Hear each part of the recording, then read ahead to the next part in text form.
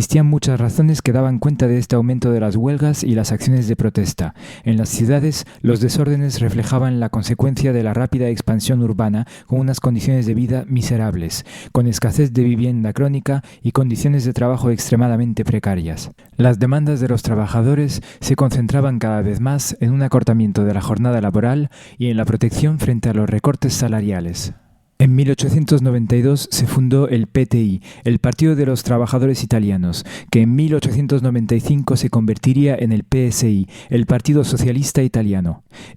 Aunque se inspiraba en tendencias históricas ya presentes en Italia, supuso más bien la victoria explícita de una de estas sobre las demás. Los partidarios del socialismo legalista se impusieron a los anarquistas y a los defensores de la acción directa de los trabajadores. Los fundadores del PSI, Filippo Turati y Anna Kulishov, dieron forma a la estrategia y a la ideología del partido y se esforzaron por excluir a las tendencias rivales. Ambos personajes contemplaban la lucha por el socialismo en términos más evolucionistas que revolucionarios, y creían que la lucha de clases debía librarse en el campo de las instituciones del Estado burgués. También aceptaban la necesidad de lograr la fuerza mediante la organización.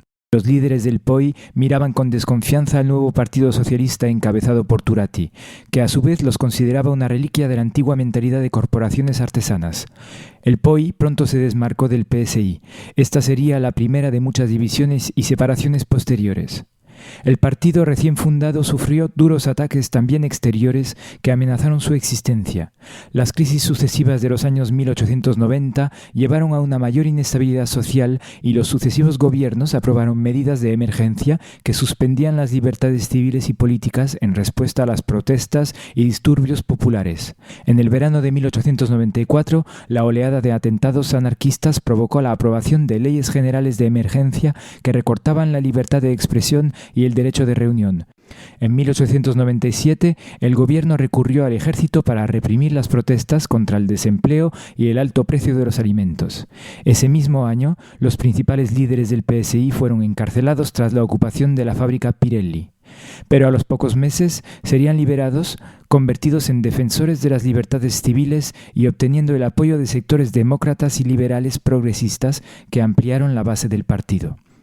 En 1892, el partido obtuvo 27.000 votos y 6 representantes. En 1895, 75.000 votos y 12 escaños.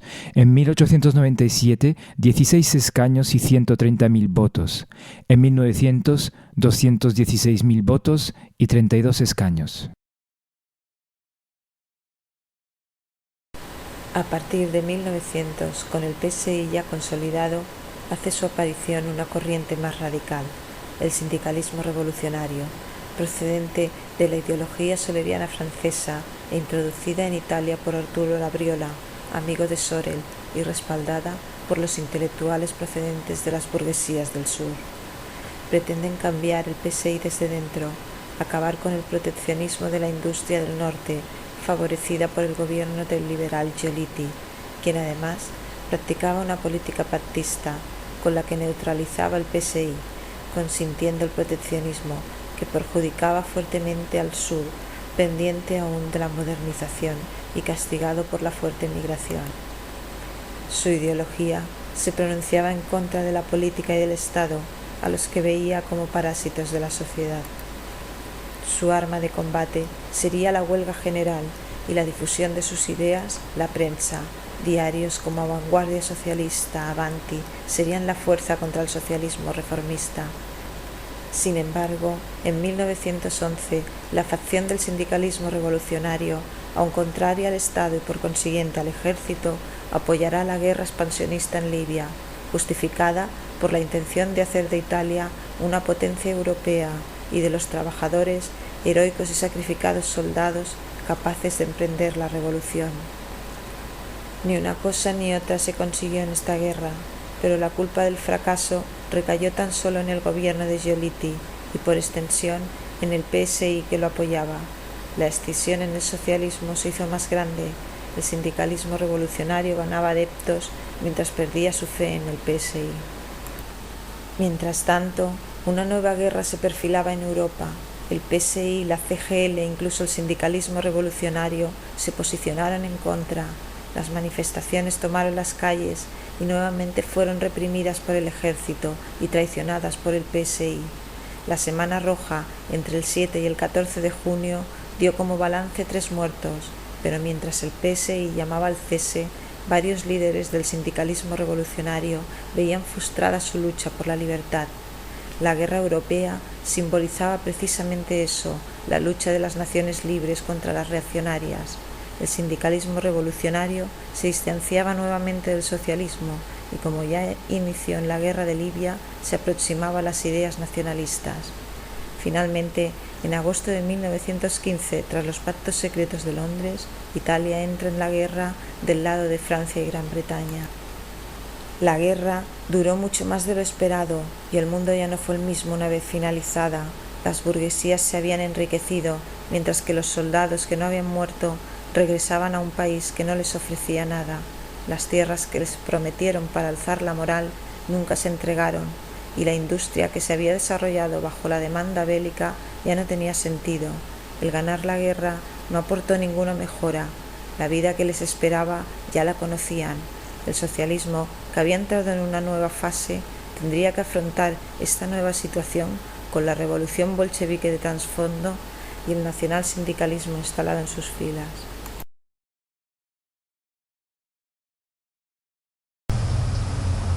Después de la guerra se recrudecieron las rivalidades entre socialistas moderados y radicales que proclamaban la necesidad de una revolución a semejanza de Rusia.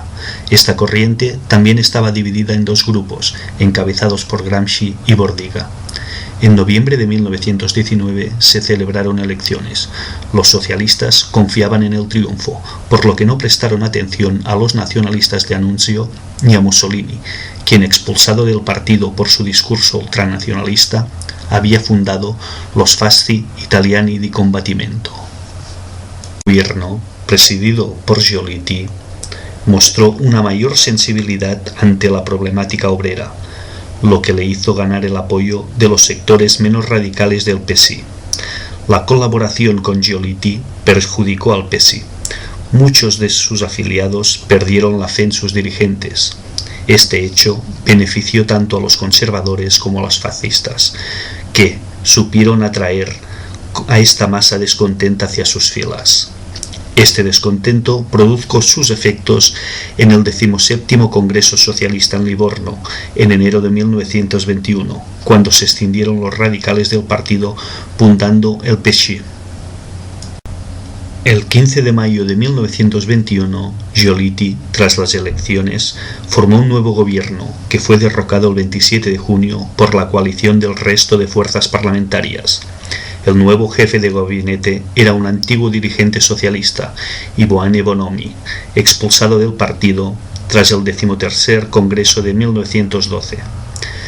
Bajo su liderazgo, los socialistas y fascistas se vieron obligados a sellar el Pacto di Pacificazione el 2 de agosto, mediante el cual debían